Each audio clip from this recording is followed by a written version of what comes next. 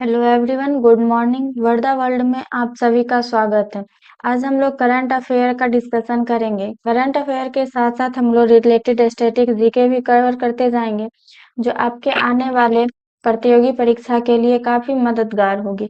तो आप लोग इस सेशन में बने रहें और साथ ही अपने जरूरतमंद दोस्त, भाई और साथियों के साथ इसे शेयर करें। तो इसी के साथ हम लोग अपना सेशन स्टार्ट करते हैं।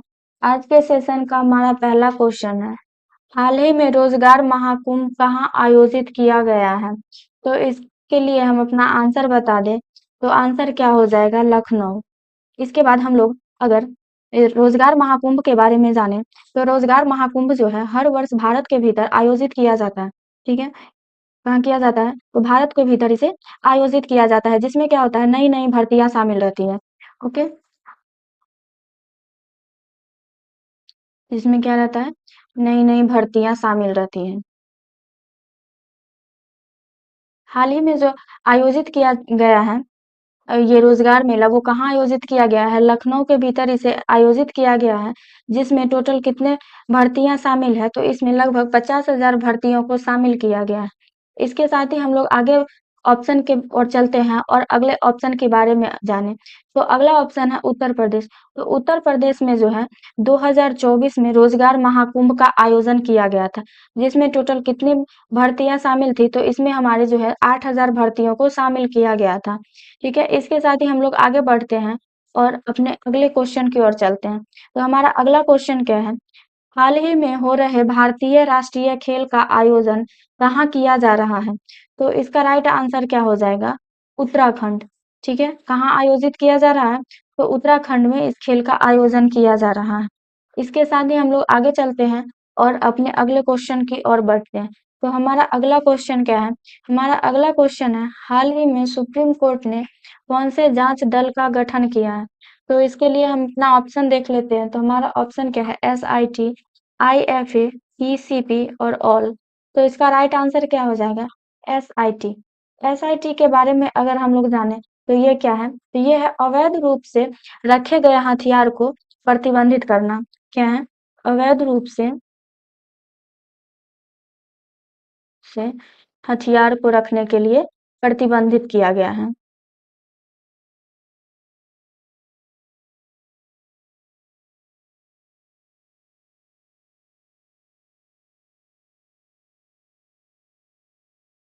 ठीक है, इसी के साथ हम लोग आगे बढ़ते हैं और अगले क्वेश्चन की ओर चलते हैं।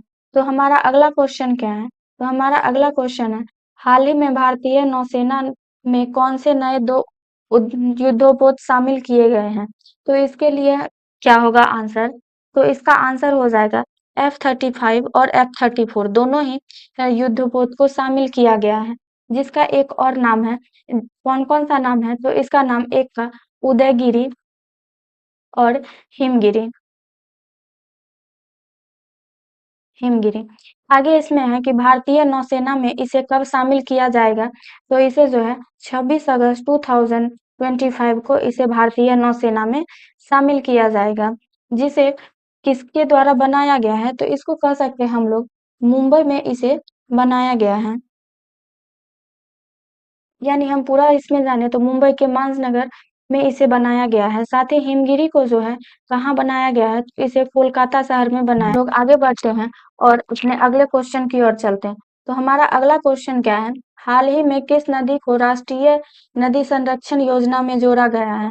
तो इसके लिए राइट आंसर क्या हो जाएगा? तो इसका राइट आंसर हो जाएगा पंपा नदी। ठीक है, पंपा नदी किस राज्य में बहती है? तो ये कौन सी राज्य में बहती है? तो केरल राज्य में बहती है। ठीक है, आगे हम लोग चलते हैं अपने अगले क्वेश्चन की ओर।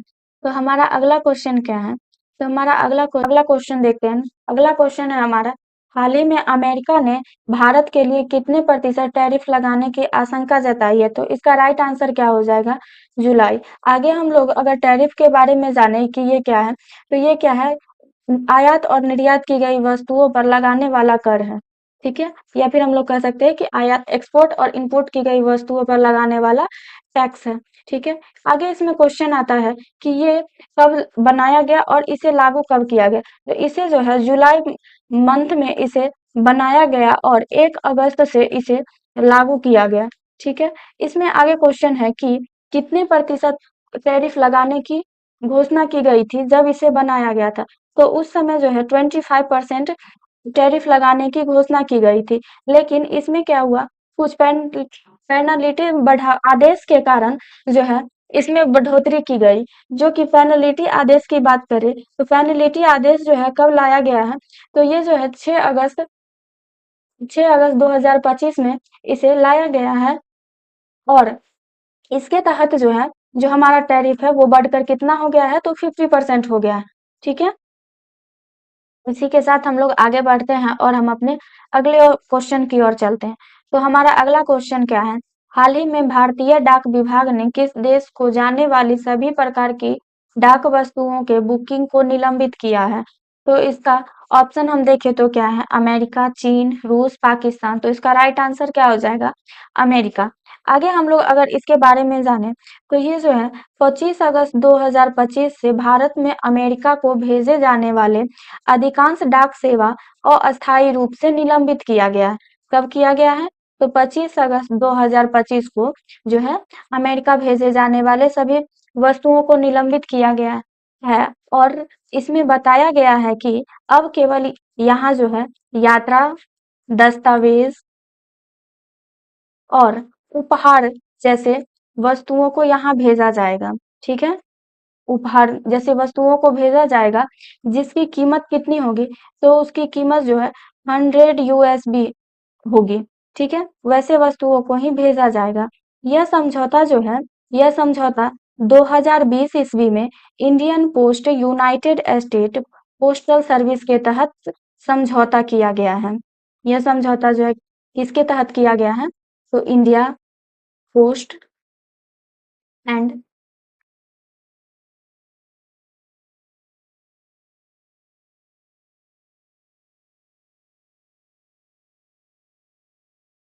ये जो है कब किस अध्यादेश के जो है किस समझौते के तहत किया गया है, तो 2020 के India post United state postal service के द्वारा इसको लागू किया गया है। ठीक है। आगे इसमें आता है कि यह किसके आदान प्रदान के लिए किया गया है, तो ये जो है इलेक्ट्रॉनिक एडवांस डाटा और कस्टम डेटा का इलेक्ट्रॉनिक आदान प्रदान करता है।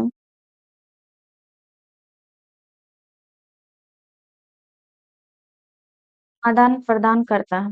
ठीक है। इसी के साथ हम लोग आगे बढ़ते हैं और अपने अगले क्वेश्चन की ओर चलते हैं। तो हमारा अगला क्वेश्चन क्या है, तो हमारा अगला क्वेश्चन है, हाल ही में नया उपराष्ट्रीय सुरक्षा सलाहकार नियुक्त किया गया है। तो किसे नियुक्त किया गया है, इसके लिए हम अपना ऑप्शन देख ले तो क्या है, अनीश दयाल सिंह, आलोक जोशी, प्रकाश जोशी या नन ऑफ दिस। तो इसका राइट आंसर क्या हो जाएगा, इसका राइट आंसर होगा अनीश दयाल जोशी। ठीक है। जो कि कौन है, तो अनीश दयाल जोशी आईपीएस रिटायर्ड है। ठीक है। जो कि आईपीएस के पद से रिटायर हो चुके हैं। इससे पहले वो क्या थे, तो इससे पहले अगर हम लोग राष्ट्रीय सुरक्षा सलाहकार की बात करें तो राष्ट्रीय सुरक्षा सलाहकार के रूप में कौन कार्यरत है, तो कौन है, अजीत डोभाल। अजीत डोभाल इसका राइट आंसर। इसी के साथ हम लोग आगे बढ़ते हैं और अपने अगले क्वेश्चन की ओर चलते हैं। तो हमारा अगला क्वेश्चन क्या है, विश्व झील दिवस कब मनाया जाता है। तो इसके लिए ऑप्शन दिया गया है 1 अगस्त, 6 अगस्त, 7 अगस्त और 27 अगस्त। तो इसके लिए कौन सा राइट आंसर होगा, तो 27 अगस्त। आगे हम लोग अगर जाने तो 6 अगस्त को कौन सा दिवस मनाया जाता है, तो इस दिन जो है हिरोशिमा दिवस मनाया जाता है। हिरोशिमा दिवस। ठीक है। इसके बाद हम लोग जानते हैं कि 7 अगस्त को कौन सा राष्ट्रीय दिवस मनाया जाता है, तो इस दिन जो है राष्ट्रीय हथकरघा दिवस मनाया जाता है। कौन सा दिवस, हथकरघा दिवस। और इसके साथ ही हम लोग यहाँ अगस्त मंथ के राष्ट्रीय दिवस के बारे में जाने तो 12 अगस्त के बारे में जानते हैं। तो 12 अगस्त को कौन सा दिवस मनाया जाता है, तो इस दिन जो है अंतर्राष्ट्रीय युवा दिवस मनाया जाता है, युवा दिवस। 13 अगस्त को कौन सा दिवस मनाया जाता है, तो विश्व अंगदान दिवस। अंगदान दिवस। और 14 अगस्त की बात करें तो 14 अगस्त को कौन सा दिवस मनाया जाता है? तो इस दिन पाकिस्तान स्वतंत्रता दिवस मनाया जाता है।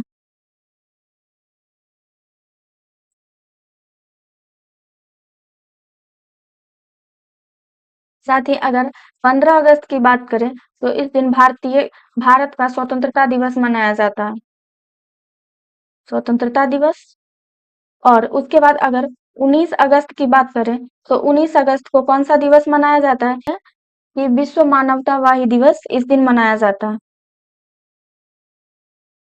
इसी के साथ हम लोग आगे चलते हैं और अपने अगले क्वेश्चन की ओर बढ़ते हैं। तो हमारा अगला क्वेश्चन क्या है? वाइड वर्ल्ड कप 2025 का आयोजन कहाँ किया जाएगा? तो इसके लिए ऑप्शन दिया गया है गोवा, चेन्नई, पटना और दिल्ली। तो इसका राइट आंसर क्या हो जाएगा? गोवा। ठीक है। आगे इसमें हम लोग देखें कि FID वर्ल्ड कप 2025 का अधिक फाइड वर्ल्ड कप 2025 के बारे में जाने तो ये जो है इसे कब आयोजित किया जाएगा? तो इसे जो है एक 21 अक्टूबर से 27 नवंबर 2025 को इसे आयोजित किया जाएगा, जो कि पूरे कितने वर्षों के बाद इसे आयोजित करने का निर्णय लिया गया है? तो इसे जो है 23 वर्षों के बाद इसे फिर से आयोजित करने का निर्णय लिया गया है, जो कि पिछली बार कब आयोजित किया गया था? तो इसे जो है पिछली बार 2002 ईस्वी में आयोजित कर किया गया था, जिसकी मेजबानी कौन किया था? तो इसकी मेजबानी जो है हैदराबाद किया था। ठीक है। होप आप लोग को ये पूरा क्लास अच्छा लगा होगा और आप लोग इस पूरे सेशन का लाभ उठाए।